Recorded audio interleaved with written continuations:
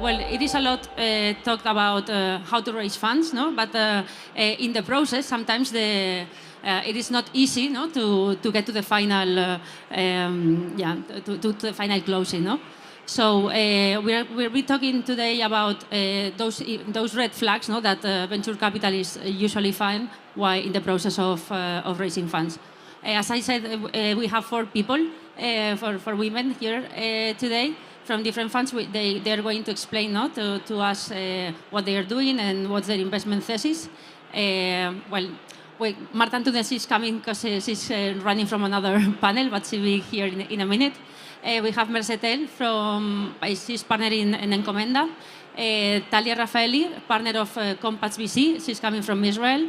And then Azahara Espejo, the country manager of Hearst Lab. So, well, maybe just to start with, maybe you can tell us what your fund does and what's your investment thesis. Mercé? Okay. So I'm Mercé. I come from Encomenda. We basically manage funds that invest in pre-seed and seed stage, so really early stage companies, technology-based companies, with ticket size that goes up to $500,000. Mainly in Spain. We invest something abroad, but it's mainly in Spain and more B2B or B2B2C companies. I'm Talia Rafaeli. I'm a general partner with Kompas. We are actually a Copenhagen-based venture fund with offices throughout Europe. We invest in early-stage seed and Series A companies focused on decarbonization, primarily of heavy industries like construction, built environment, manufacturing, and production. I'm representing Hearst Lab, which is part of the Hearst Corporation. And we are investing exclusively in companies funded and led by women. And we are investing mostly on tech companies, mostly B2B, and especially if they can have some synergy with the business lines that we have in Hearst Corporation, then that's a plus as well. Thank you. And Marta, maybe you can introduce yourself and the fund. Sure. My name is Marta Antúnez, and I'm director of Wayra in Barcelona. Wayra is part of Telefónica Open Innovation Initiative. We act as a corporate venture capital, and we invest in startups that can accelerate innovation of Telefónica and their customers. We invest mostly at seed, also some late seed, pre-series A, tickets of up until 350K in a variety of industries. Things more related to our core, like data, cloud, cybersecurity, IoT, but also in the new verticals that Telefónica is launching, such as e-health, energy, fintech, and insurtech, for instance. Okay, thank you. Well, as you see, like very different profiles, no? Some more on the corporate side, some others, no, in, local or international, and even a fund focusing on investing in women. That maybe we can see if there are differences, no, and on the topic of today. So, well, what would you be, for example, could you share some of the do's and don'ts, no, that a startup, no, in the process when they are looking for their first or second round, what should they do or not do? Yeah, I can start if you want. So, well, my first recommendation is to start early.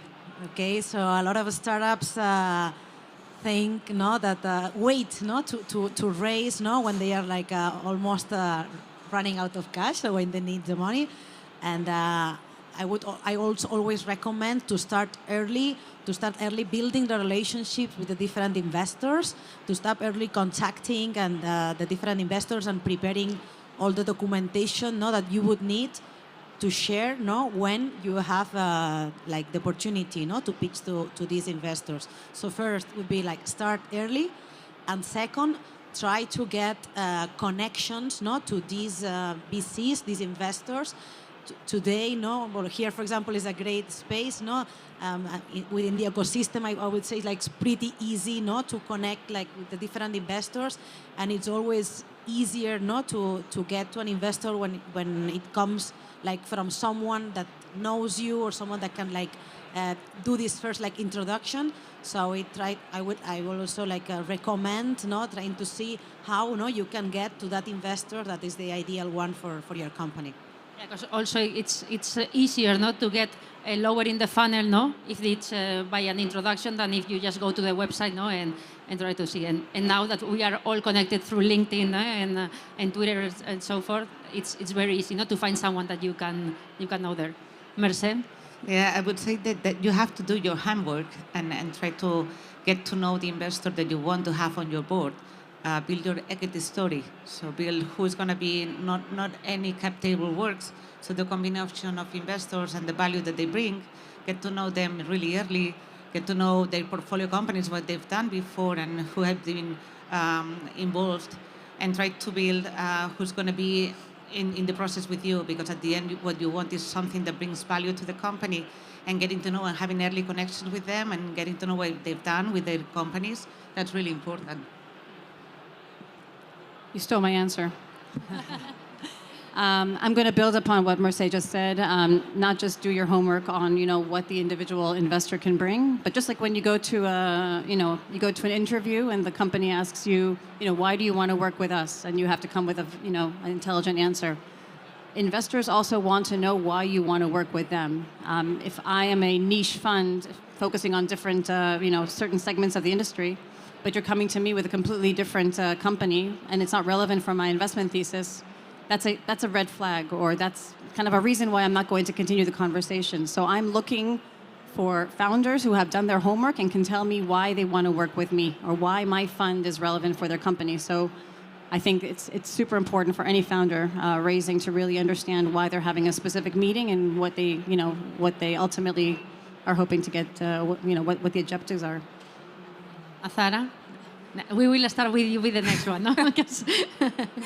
I'd say that you have to think carefully if you really need to raise the money. I mean, we've realized, for example, now that we are talking exclusively with women founders, that they really see the equity as something super precious, and they are only going to give it out if they really need to do so. So with women founders, for example, you realize that before they do that, they have asked for an ENISA, TDT, Neotech. They've got like almost everything. They like to explore it. And in a way, I think we come from a trend in which like raising money was something super glamorous, like it's what you saw in every newspaper. And at the same time, you never know if that equity that you're giving out could have been given out in some other way. So I think only raise money when you really need to raise the money. Yeah, because in the end, raising money and giving away equity, it also involves that you lose part of the control that you have as a team, as a founders. Now going more on a further step, you've started meeting the startups. It seems that everything goes well. You want to start doing the due diligence, but not always when you start the due diligence you will end up investing in the companies. Which are the typical things, those usual, the investment red flags, that we were saying the topic when you are doing this due diligence with a new startup to invest? So I guess every fund has some different ones and some preferred ones. In our case, so for example, we will always have to have a woman in the position of a CEO, but that's a little bit different. But coming from there is something very specific that I think every fund is applying, that I think the funding team has to know exactly what their roles really are. We found, for example, that sometimes you were talking to a women CTO and you would realize that her tasks were more of a CEO than a CTO. So, you got a little bit confused with that. So I think that's something very important. Of course, the total addressable market, I think it's important for all of us. But for example, in our case, when we are analyzing if we want to invest in a company or not, they need to figure out if they are going to be able to go ahead and manage to have a revenue of at least 100 million, which sounds really, really ambitious, but at least we need to know if the market is big enough and they're good enough for them to be able to do something like that. So I think those are two things that are pretty important for us, but then of course you have like how equitable the funding team is. Of course, the valuation, it's something that we look into always. And I think I would say that because I know that, we have very similar ones, so I would just leave the room for you guys. Yeah, because also, it will also maybe change, depending, because probably the things that Wayra has, being needing this fit, with Telefonica will be different when you are at a very early stage. But let's leave some of the options for the others as well. I was going to say, in our case, that we invest in pre-seed. What we want to see is full-time dedication to the project. So that's kind of, because we met a lot of entrepreneurs that actually they are doing other things, they have great idea, but at the end, you want to see the commitment of them being really involved. Then I would suggest other red flags. As long as you keep investing, more red flags appear. That's a difficult part. But actually, like cap table composition as well. So getting money at any price and giving away equity, creating a composition of cap table that at the end you don't have a syndicate between the business angels and can be blocking some future issues. So those are the type of things that probably would raise a red flag for us. Well, Marta or Talia, whatever. And I would emphasize team, cohesiveness of the team. When you're due diligencing an early stage company versus kind of a growth company, they are completely different animals, right? One is a financial entity, one is really just a bunch of people with a really good idea, or you hope. And ultimately, you could have a great idea, you could have wonderful technology, but if you don't have a team that can see it through execution, you don't really have much. And so I personally put a lot of emphasis on a cohesiveness of the team, kind of foundations for the relationship. How well do they know each other? How long have they been working together? And even spending a lot of time with them as a team to understand their dynamics. How do they communicate? Is there one that is ultra takes over the entire conversation, doesn't let the other founders talk? Little things that you look for when you keep looking at different companies over time, just to understand how is the team going to develop. And is the company viable going forward? Marta. In our case, we have our test, an exam of what we call the 5 T's. Where we do every time we analyze an investment. First, of course, the T is the team. We've been talking about super important, regardless of the stage of the company. Really look at the team and do some background checks also about the people behind. Second is technology. We invest in technology startups, so it's important for us to understand if really the startups, the technology behind, really it's adding some value, is differentiative, is disruptive enough. Third is the total addressable market that Azahara was also mentioning, making sure it's something big enough, that can be scalable. Fourth is traction. So in our state, also we're investing in startups that just is not just an idea, but they have proven some traction. And traction, it's of course revenues, but it can also be users, can also be engagement. So there's different ways to measure this traction. And fifth, in our case, is Telefónica, right? So we need to make sure that there's a fit with this startup with Telefónica's strategy. So we always present the startup to the relevant area and make sure that there's this fit and that there can be some synergies. Yeah, you talk about the 5 T's, and I've heard sometimes in Encomenda the 5 M's, no? So it's nice to have a framework, no, on different topics to look at. And then also within the due diligence process, no?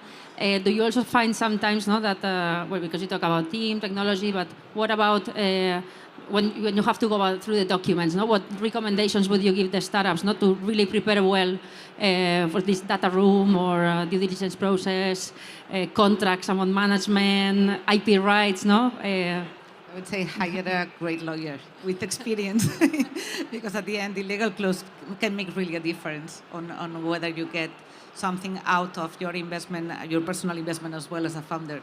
So that's really important to go because at the end we keep the whole day working on legal stuff, and for the entrepreneur it may be once or twice in their lives. So actually you have to have someone that really guides you through the process because it's going to be easier to understand and put you in the place of the investor and why he's asking for some clauses and not other ones, and where you can negotiate and which ones it's not something that it's kind of standard and you better not touch. Someone else? Well, I would recommend just have all the documentation ready just before you start talking to an investors, because otherwise it's when the investors say, go through the first meeting and say, okay, now, can you please share with me the data room with all the information? and the entrepreneur has to start like building that data room, then it takes time, right? So I will always recommend to have like a data room. It could be like a Notion page or like just like a cloud, like a folder in the cloud where you have like all the different documents that any investor would ask for, like the cap table, the business plan, metrics, contracts. You have pipeline you have with potential customers, to have like everything like prepared, because it gives a sense of like that you're a professional. You have like everything like well under control, no, and this also gives trust, no, from the investor point of view. Something. I was going to say exactly the same. I mean, there is no better sign than if you're having an interview with an entrepreneur and they said, I'm going to send you the link with the open data room for you. I mean, there is no better sign than that. That's a good one. No? So, well, you need to prepare well in advance, no? Because the request of the documentation is going to come, no? And the sooner you have it, the more likely that you are going to be closing the round, no? And now, no, going a bit a step even further, no? What would you recommend, no, for those startups in the area of how they manage the relationship with your fund, no? Because of course, if you invest, no, you're going to be in the board, most likely. So, any recommendations on that?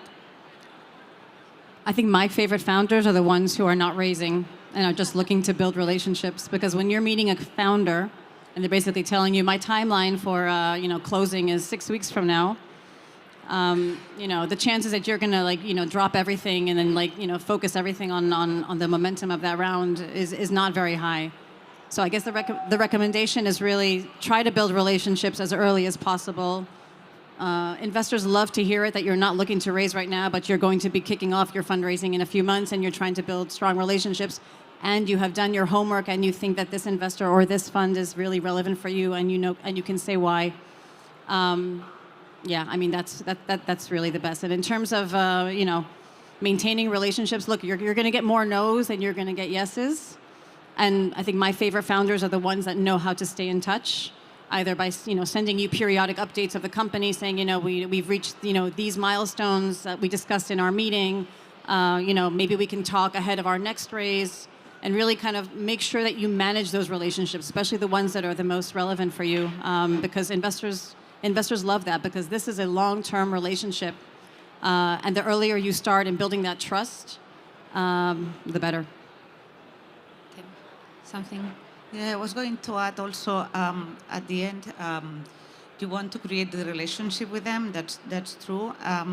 But then the combination of investors and knowing when it's the right time for each of them, that's important. So getting to know if they lead, if they follow in around, so it's quite a close and a small ecosystem. At the end, it seems that there's a lot of investors, but all of us, we get to know each other because we've been in several rounds co-investing among us. So getting to know and trying not to say like cheating to the investors, saying like someone is going to the round to convince another one to jump into it. So that type of things at the end, it's kind of worse for the company. So trying to be really honest and managing the relationship with the funds, that's crucial for closing the round. And as once you're invested, no, as I think you also were asking, no, when we're sitting in the board or so on, for us also it's very important, once like you've already decided to invest in a company, becomes a portfolio startup, that really like the relationship, no, keeps being like super close, right? And it's true that entrepreneurs have like 1,000 things they need to do first that probably send investors update, but it's super important that they keep like building this relationship, right? And investors update, maybe they don't need to be like super extensive, no? It depends also on your stage, no? Normally when like startups like get older, no? Probably that, yes, they will ask you for more metrics and so on, but at least like once a month, like send investors update an email with like the things that you need to know, how you've closed like the past month, what are you more busy at, and what is more important, how investors can help, no? Because we are here. I was going to say that, no? And how can I help? No? How can I help? Do you need contacts? Do you need that we help with recruiting? Do you need that we are like beta testers of this new functionality that you're launching? So for us as investors, it's always important also that to get this regular communication. It can be like through email, WhatsApp. We're always like open to receive like this information from our portfolio companies, and not just like when they need to raise like their next round that ask for money again, but doing it in a regular basis. I think when you choose an investor, when you open your cap table to an investor, you have to think of that investor not as how good they're going to be when things are easy, but how good are they going to be when things are difficult. And for that person to be useful, as Marta was saying, and to be able to support you, they have to know exactly how you got to certain context, when it's good and also when it's bad, especially if you want them to either do a follow-on round. To know the process, not exactly, to be updated, no, in the process. So I think the key there is transparency, like the more information you send, the more open you are, the less things you hide. At the end of the day, it's going to make that investor know exactly in the position you are, in the context that you are living at that time, and be able to support you better. Okay.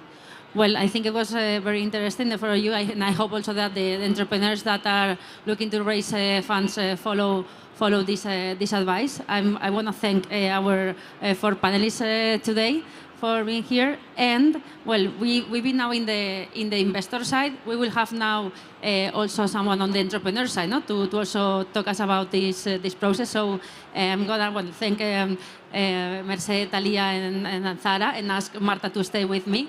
And well, big round of applause for them, and thank you again. Thank you.